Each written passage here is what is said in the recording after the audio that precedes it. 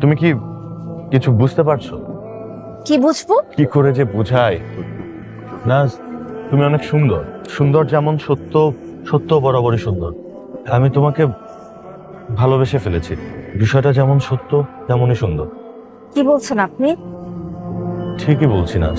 এটা আপনার সাময়িক মোহ, এগুলোকে এত পাত্তা দিতে নেই। এখান থেকে গেলে দেখবেন সব ঠিক হয়ে গেছে। না, এটা কোনো মোহ না। আমি আমার নিজেকে খুব ভালো করে জানি।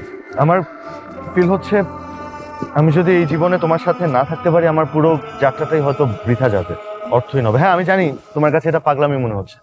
This is the truth. এগুলো পাগলামি নয় তো কি? আপনি কি বলতে চাচ্ছেন 3-4 দিন একটা মেয়ের সাথে ঘুরে তার প্রেমে আপনি দিশেহারা হয়ে গেছেন?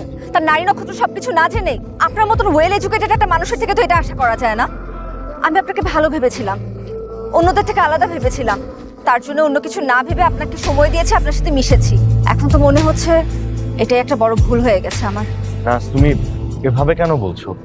মানে স্থান কাল ভেদে তো আসলে কখনো ভালোবাসা যায় না। ভালোবাসা হয়ে যায়, এটা একটা স্বর্গীয় অনুভূতি। কিন্তু আমি তো সেই অনুভূতিটা ফিল করতে পারছি না, আর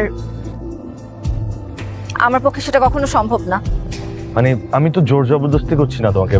তুমি ভেবেচিন্তে সিদ্ধান্ত নাও, তারপর আমাকে ডিসিশন দাও। কোনো সমস্যা? ভাবনা চিন্তার কিছু নেই, আপনি ভালো থাকবেন, আমি আসি।